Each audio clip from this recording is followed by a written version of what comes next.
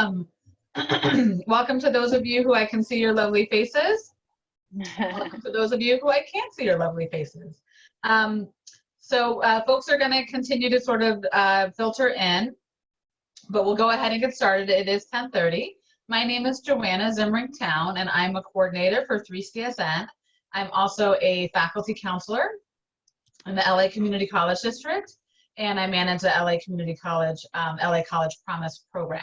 So I'll be your main facilitator today, and we're going to be focusing on the breakout rooms in Zoom.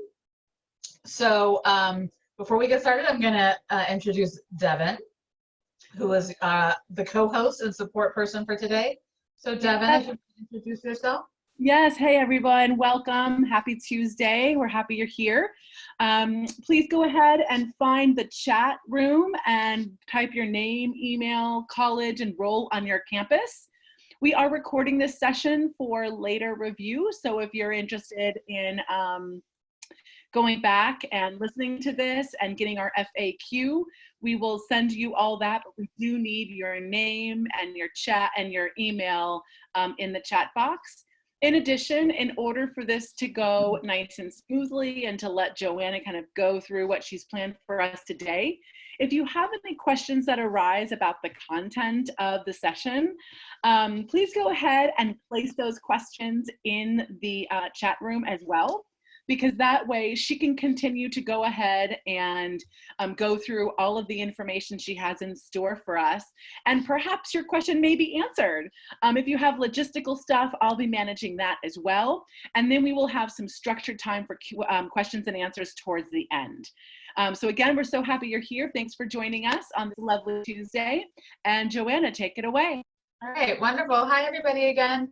Lovely to see some familiar spaces. I see my Feather River peeps again. Woo woo! Hello, Feather River. So today, as I mentioned, we're focusing on this is a Zoom 102. So we're going a little bit deeper. We're focusing on breakout rooms. So the expectation is that you do have some familiarity and understanding with Zoom. If you're finding you're feeling lost or you have basic questions about Zoom, we also have a Zoom 101. Which we're offering again today, I think at 1 o'clock. I think I'm doing that one as well. So you can spend the day with me and Zoom away. But for today, we are going to assume sort of that basic understanding of Zoom and allow us to focus solely on the breakout rooms. So I'm going to go ahead and share my screen and share the PowerPoint with you all. Some of it I'm going to show you on PowerPoint with screenshots. Because I can't actually share my screen and show you what it looks like from the host side. So I'm going to show that to you by a screenshot. And then I'll show you how to actually enable breakout rooms in your settings. And then what I'm going to do is I'm going to put all of you all in a breakout room. We're just going to play around. I'm going to put you in breakout rooms, and I'm going to move you and switch you and play around with you so you can see what it's like on the participant end. And then I'll go back and show you again how I did that from the host side. Okay, again, if you have any questions as we go, just go ahead and write those in the chat, and Devon will answer as best she can. And then if there's something that comes up, we'll have some question and answer time at the end of today. Excuse me. Okay. So I'm going to just share my screen, then walk through the PowerPoint. So again, if you're just joining us, we're focusing on using breakouts, and please go and add your name, email address, and campus into the chat so we can keep in touch with you. Again, as we say for all of our sessions, we want to make it very clear that we are not experts, that we don't have all the answers. We are not Zoom employees. This is not a Zoom sponsored training. We are practitioners and we are fellow practitioners sharing with you and learning together. So we may not know the answers to everything, and that's great. We'll try to find it together. If not, we'll follow up with you. But really our goal is to help support each other and our students as we navigate this really challenging time. We do have a whole wayfinding series, which I'm sure you're familiar with because you found your way here to us. And our goal is just to bring a sense of community, to learn together in order to support everybody, and to support our own personal identity. I know this is challenging for a lot of folks in terms of, what is my role as an instructor, as a leader, as a facilitator look like in this new environment. And so we're really here to give an opportunity to grow, to share, to learn together, to build community and to build knowledge. So our specific learning goals for this session is, again, a focus on the breakouts. So there's the technical aspects of how to use the breakouts, how to enable it, and then how to function with it. And then we're also going to touch a little bit on why you would want to use breakouts. And it's really important in this online environment, and that everything is now virtual, that students have an opportunity to still engage with each other and create some of that community online. And breakouts can help with that. And just like in the classroom, when you do small group learning within your classroom setting, breakouts can allow you to have that same experience with students, to allow them to get that small group learning and that interaction with their fellow students.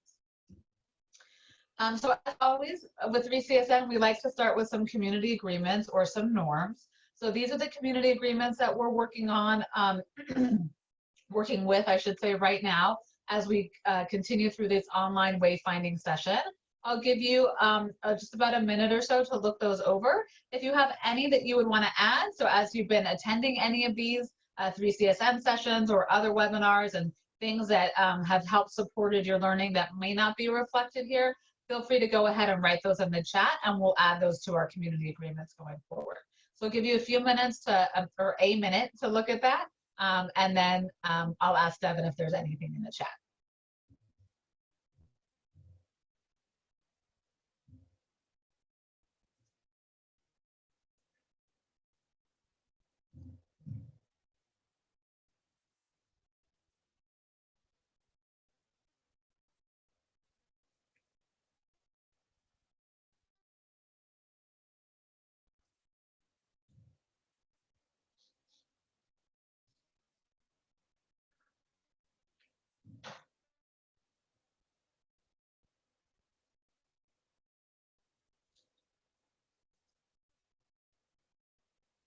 All right, Devon, is there anything in the chat? Any additions?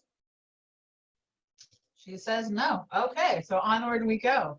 If anything comes up, feel free to chat that anytime to Devon. All right. So breakout rooms, a few things to know to get started with. In your master settings, which I'm going to show you in a second, you do need to enable breakouts. If you don't enable breakouts in your master settings, then you won't be able within an individual meeting to do breakouts. So you just do that enable breakouts once in your master settings, and then it's there always. So I'll show you how to do that. You can pre-assign students into groups by uploading a CSV file, and you do that in the actual meeting, and I'll show you that as well. But keep in mind that that does require all of your students to have a Zoom account. And I know not all districts and colleges are asking students to create even the free Zoom account, so just be careful with that.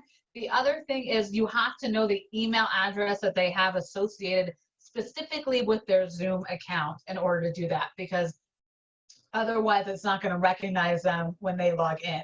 So depending on how much information you have about students and how sort of plugged in your students are with Zoom, that pre-assigning might be good, or it might be more trouble than it's worth. And I'll show you some of those screenshots. As we mentioned, we're recording this session. What happens in the breakout rooms isn't automatically recorded, and it has to be recorded individually in each breakout room. And to do that, you have to essentially allow at least one student per breakout room to record what's happening in that room. Again, that may or may not be possible depending on how your students are accessing Zoom. So again, if they don't have a Zoom account, or depending on the type of their account or how they're accessing it, if they're just accessing it through the web versus the desktop client, not everybody you can allow to record. So there's no guarantee that you'll be able to record every breakout session depending on how your students are accessing it. If it's really important to you, then eventually you're going to figure out which students have the ability to record and which students don't, and you can try to make sure one student that can record is in each of the breakout rooms. It just depends on how important that recording is to you. You may not necessarily need to record what they're doing in their small group discussion. So those are just a few things to keep in mind. When you enable breakouts, you won't see it on your screen because you're a participant, but when you're the host, on your main kind of menu bar that has like share screen and mute and chat and all of that, you'll see a little button that says breakouts. And if you click on that breakouts, it takes you to a screen that looks like this: create breakout rooms. And right when I did a pretend Zoom with my sister and her family in Chicago over the weekend, and they were very kind enough to play with me so that I could get these screenshots. So there were 5 of us in the session. I logged in as well as a student. So there were 5 people in the session, and you can select how many breakout rooms you want to have.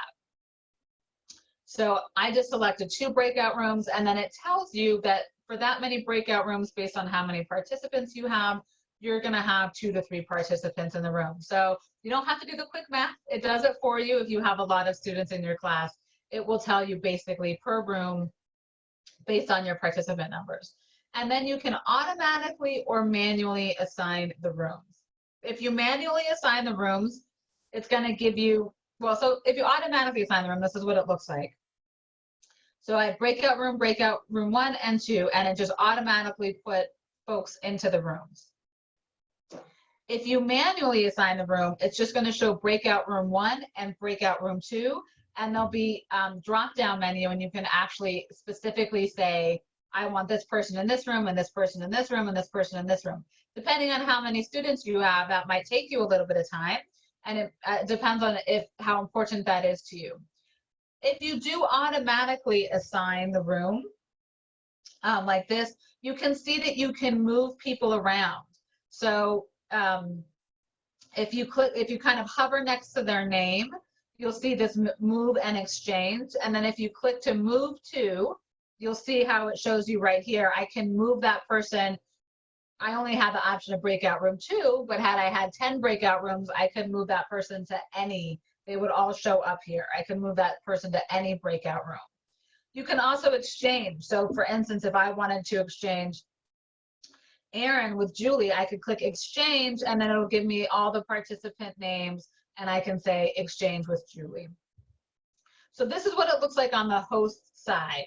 And this is what has to happen when you're actually in the meeting, like when you're in your session and it's going on. So again, that automatically is going to be the fastest. The manually is going to take a little bit of time depending on how many students you have in your room. So you just have to decide what makes more sense for you. Once you're good with your rooms like this, then you're going to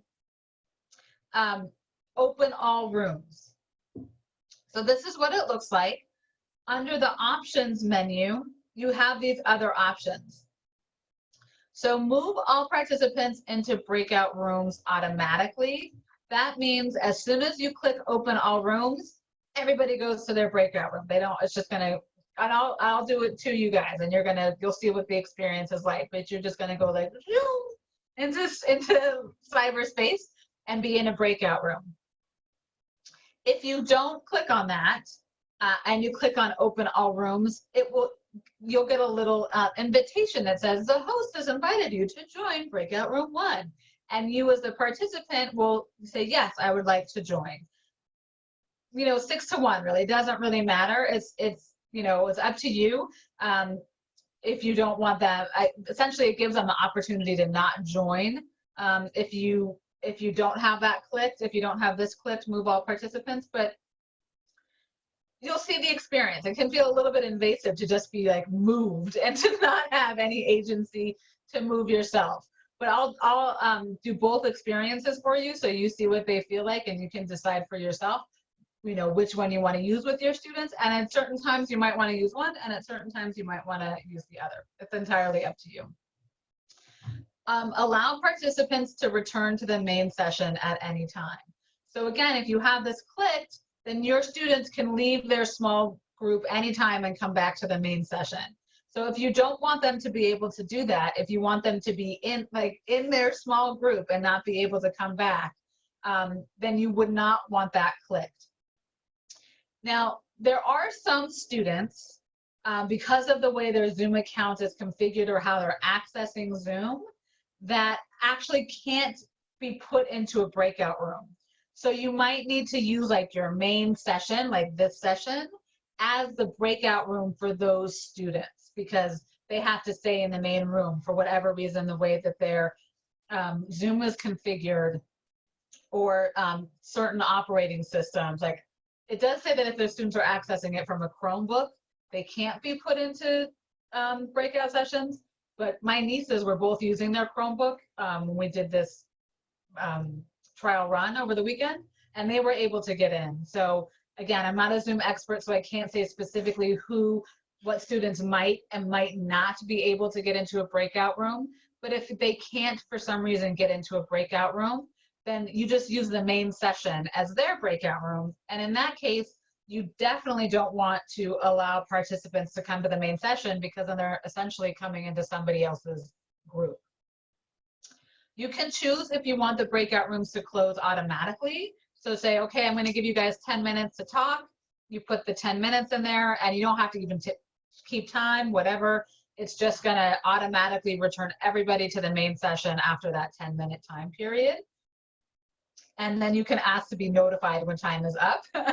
So perhaps if you're, checking your email or doing something else, you can be notified that everybody's about to come back into the main session. The other thing is, similarly to moving all participants into the breakout room automatically, you can give them a countdown after you close the breakout room. So once everybody's in the breakout room, when you say, okay, it's time to come back, you close the rooms. And if you give them a countdown, whatever countdown you want, it'll say, the host is asking you to come back. You have 30 seconds or 60 seconds to rejoin the main session. Again, that's up to you. If you don't want to do that, then when you close all the rooms, everyone just comes back into the main session. And we'll play around with both of those options so that you get the experience of a participant when we're doing it. When you're in the breakout rooms, the students can't see the main chat. So your way to communicate with them is to broadcast. So once everybody is in the breakout rooms, this is what it looks like. You see here, breakout room 1, breakout room 2, this is who's in there. I didn't join this breakout room 2, so you can see I didn't join it. So you know if your students went into it or didn't go into it. At any given time, you as the host can join any breakout room. You see the little join button here. So if you are the host and you want to check out and see how breakout room 1 is doing, you click join, and it's going to bring you into breakout room 1, and you can chat with those folks, and then you can leave that breakout room anytime. It takes you back to this main screen, and then you can go and join breakout room 2. Once I put you into breakout rooms, I'll join you, and so you'll kind of get a sense of what that looks like to have the host join, or the teacher in this instance to join. You can broadcast a message to all. So you click on that, you type your message in. So we have 5 more minutes left, broadcast, and that shows up on everybody's screen. We have 5 more minutes left. And then you, the participant or the student, when you're in the breakout session, you have the opportunity to ask for help. There's a help button. And when a breakout room, when somebody asks for help, this is what it looks like. You get a little pop-up window here that says, Anna or whomever in breakout room 1 asks for help. And you just click on join breakout room, and it will take you in there. You can also click on later, like if you are answering questions for another student or whatnot, you can click later, or you can just let it stay there, and then you'll join whenever you have the opportunity to join. I think that's it. Yeah. So, well, I'll say this, and then we'll go into the. I'm going to stop sharing and actually put you in breakout rooms so you get that experience a little bit. Keep in mind, like I said, is when they are in the breakout, they can't see the general chat. So the only way that you can communicate with them is through that broadcast feature, or to go into the rooms and check in with them. When they are in breakout room, you can't share your main screen. They basically can't see anything that's going on in the main room. It's like they've gone into another room, essentially. So if there are instructions or anything that you want them to have as they're in their small group that they need to have, you need to send that to them ahead of time. Like post it on your Canvas, email it to them, what have you, so that they can still access like the instructions or whatever while they're in their small group, because they're not going to be able to see what's on the main screen. And then you also might want to consider assigning roles in each group. If you're going to ask them to present out, to share out afterwards, you know, who's going to be the presenter, who's going to be the timer, who's going to be the note taker. Are you going to ask them to send you some sort of notes or write-up of what they discussed in their small group session, and who's going to be responsible for doing that, and then sending it back. Okay, so I'm going to give you guys the experience of it, then we're going to come back and revisit these screens after you've experienced it, and maybe it makes a little bit more sense, okay? So I am going to stop sharing for a second. Before I stop sharing, is there, are there questions that we need to get to, Devon, that we might want to talk about now? Sure, yeah. So there's one that I think would be helpful. Will the pre-assigning not work if a student doesn't have a Zoom account? That is my understanding, yes. Because they have to have, not only do they have to have the account, but you have to know the email, the specific email address that they have associated with that account. Okay. Maybe you know their student email address, but maybe their Zoom account is associated with their personal email address. You would have to know that in order to effectively pre-assign them. There is a question of, can they self-select which room they want? My understanding is no, that the host has all the controls over that. I was thinking about it today while I was getting ready. It's like, you're kind of like a little bit of a puppet master as the host when you're hosting these breakout sessions. In terms of the maximum number of people in a breakout room, there isn't a maximum number per room. It's just the maximum number that you have for your account. So if you have 100 people maximum on your account, you could have 10 rooms with 10 or 20 rooms with 5. That was a little embarrassing. I hope that Marcus edited it out. That should come up with that. So there isn't a maximum in any individual. It's just based on how the maximum that your account allows you to have in any Zoom meeting at all. Okay, so first I'm going to show you the settings in terms of how you enable breakout rooms, and then I'm going to allow you guys to share. So I am going to share my screen again. So this is my main account, page, your regular account page. Under settings, it's under the meetings advanced, so that's just going to help me scroll down. Here's breakout room.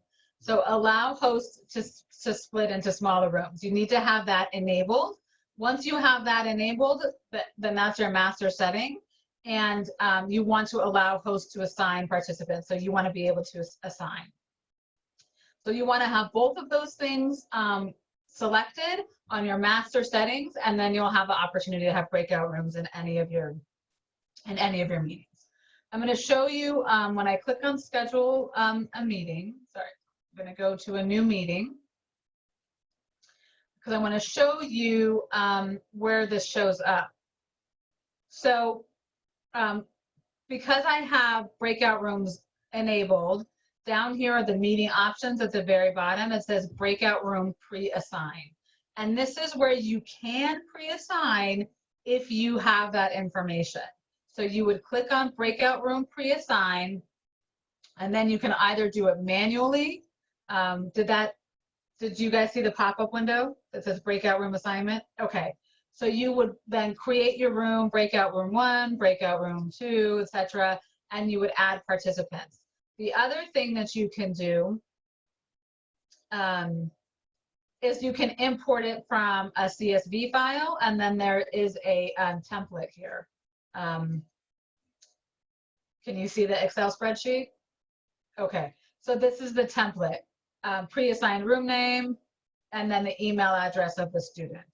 So if you have that information, this is how you can pre-assign the rooms.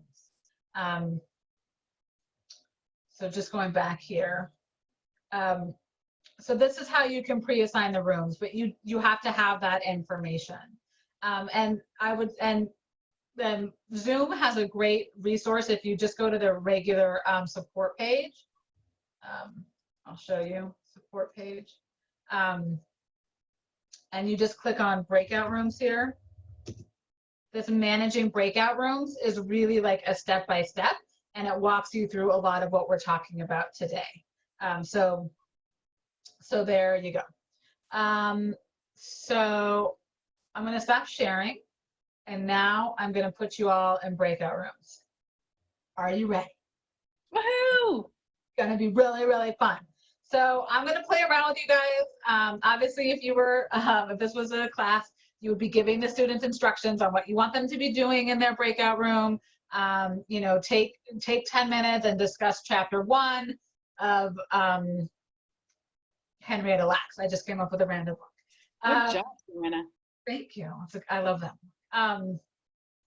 Right, so you will give them specific instructions, and then this is where you might want to say, okay, everybody, the first thing you're going to do when you're getting in your breakout room, somebody's going to be, who's going to be the presenter, who's going to be the note taker, and who's going to be the timer, and, you know, make sure you have that first. Okay, so here we go. So I just clicked the breakout rooms. I know you guys can't see it. I just clicked the breakout rooms. There's 36 participants, so I'm going to put you into 8 rooms because it's telling me that's going to be 4 to 5 participants a room. I don't have to do the math. And I'm going to automatically assign. Now, I am going to play around with you guys. So I might move you from breakout room to breakout room so you feel what that looks like. So please don't get offended if I move you in the middle of a sentence or anything. I just want you guys to get that experience. I'm going to play around with you a little bit, okay? So you guys are in breakout rooms. I'm not going to move you right now. I'm going to select the option of moving you all into the room automatically so you see what that experience is like. I'm not going to allow you to return to the main session. You're in that breakout room until I free you. I'm not going to automatically close them because I'm going to play around with them when I want. And I am going to give you a countdown when I close it. And I'm going to give you a 30-second countdown to come back to the main session. All right, here we go. Bye.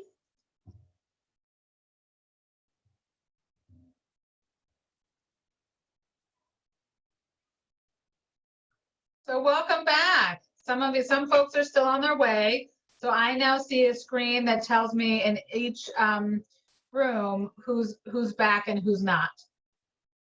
So now those breakout rooms stay the same.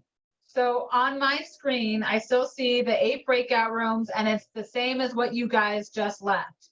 So I can put you all back in those breakout rooms, those exact same breakout rooms, by clicking. I have the option to click open all rooms again, and it will put you all back in those same rooms. I also have the option to recreate the room, and that basically wipes the slate clean and would allow me to create all new rooms. So let's say I wanted to like mix it up and put you guys in completely different breakout rooms. I would click that recreate. So I'm going to show you on the PowerPoint where that exists. So let me share my screen. Oh, there we go. So let me share my screen.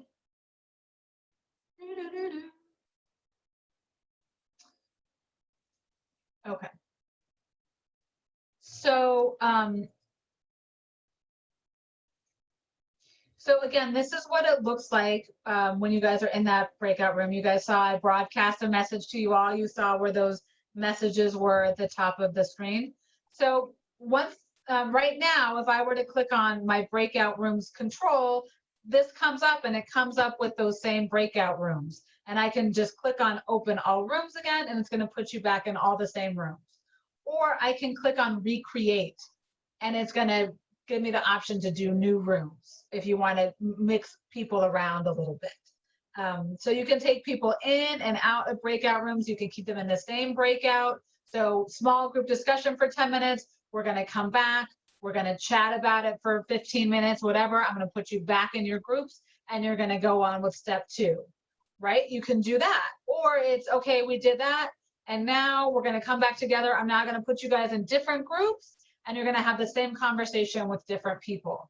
So just like you would in the classroom, using small group discussion in a variety of different ways, you might have them do kind of like serial discussions where they're having the same discussion in different groups, or they're staying with the same group for the whole session and they're doing step 1, step 2, step 3, step 4, what have you. So you can do either one, and you can mix and match. You can have them stay in the same groups a few times and then click recreate, and now they're in a different group.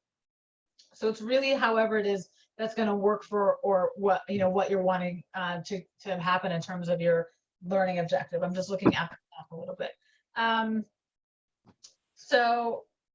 You saw the different experience, right? So when I put you into the rooms, the option I said I had I had that clicked, move all participants into breakout rooms automatically. So you just went, right?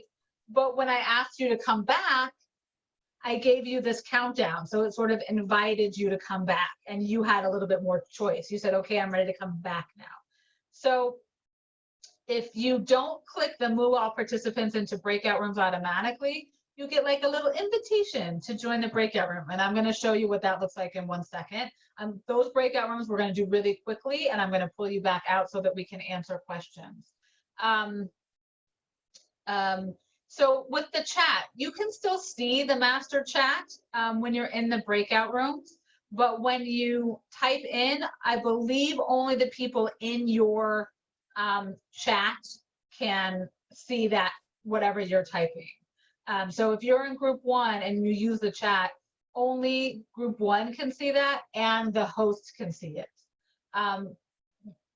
So you can't see what the chat that's happening in the other breakout rooms, but I believe, I'll have to double check this, I don't know for sure, I believe that all of that does get saved to the master chat.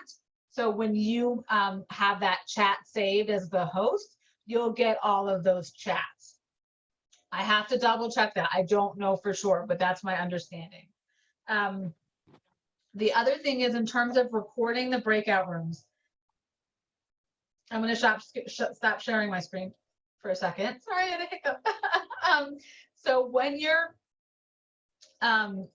you are, if you want to record the breakout room, so when you click as a host on participants, next to each one, there's like a little more button, and you can say allow record. And so if you allow that person to record, they'll be able to record in the breakout session.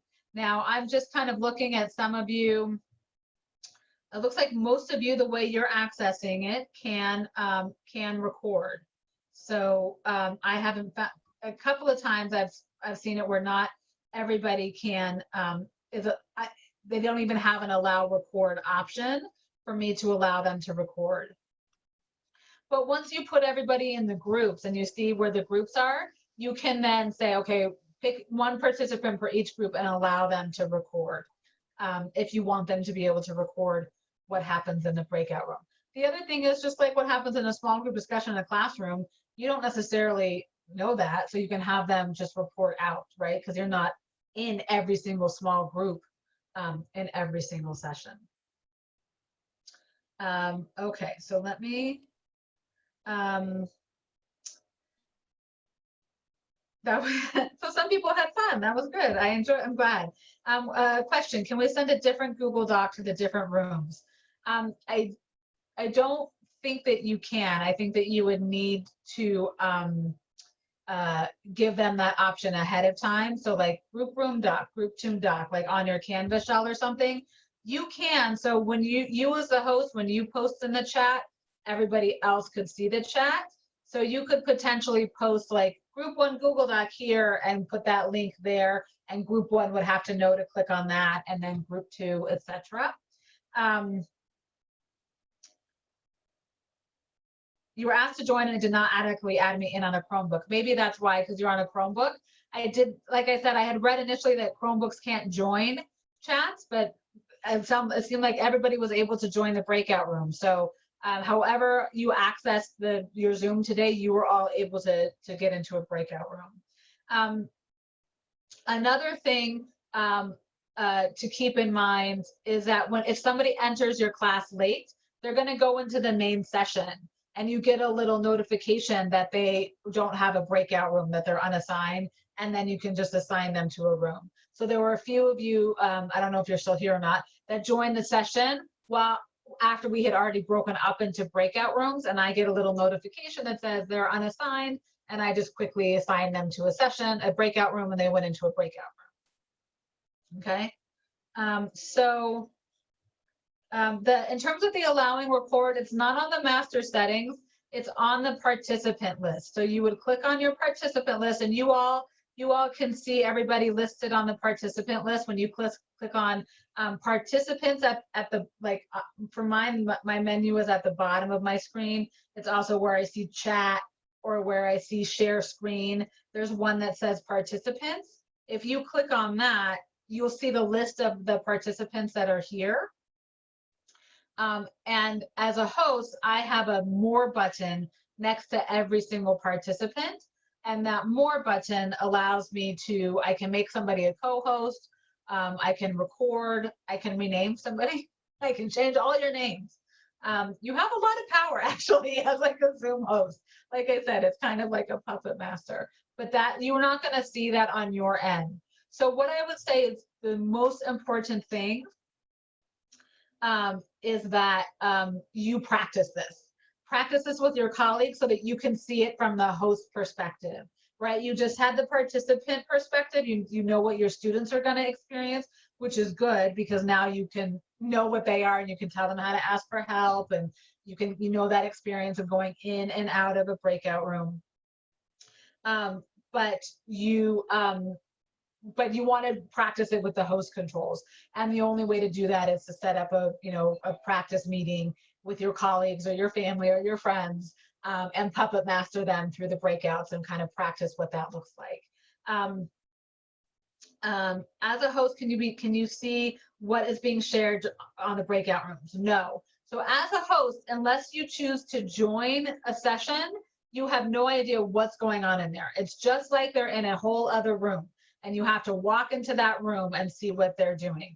If you as the host stay in the main session, you have absolutely no idea what's going on in the other sessions, I think, unless they're typing in the chat. So you have to join each session and check in like I did with all of you all and say, hey guys, how's it going? 5 more minutes, do you need more time, that type of thing. You can't necessarily see what's going on. You could do a broadcast to everyone and say, hi all, do you need more time? And ask them to select the yes or the no buttons. And so you can do it that way too. Everybody has little kind of yes or no buttons underneath at the bottom of your participant screen.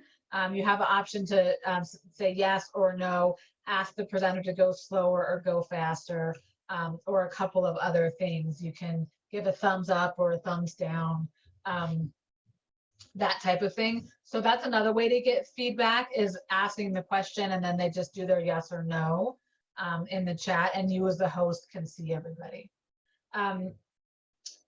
When I joined each of your groups, I did hear you, but I came into each of your groups muted. So you have to, as an instructor or the host, unmute yourself to start talking. And I was saying in one of the groups, if you're chatting and your students can't hear you, they may not tell you that they can't hear you. So just be careful that when you go into the group, you unmute yourself. It seemed to automatically mute me every time I joined a group, but I did hear you and I did see you. So I joined one group and they were screen sharing, and I saw what was on their screen and everything. So, but I can't see any of that unless I'm actually in your group. So can the students send a message to the host when they're in their rooms? So they can type in the chat and I can see the master chat. That's my understanding anyway. Maybe we have a few minutes, so maybe we'll practice that. So what I'm going to do is put you guys back into groups. Again, I just clicked on the little breakout rooms icon at the bottom of my menu. You're not going to see it as a participant, and all of those existing breakout rooms are still there.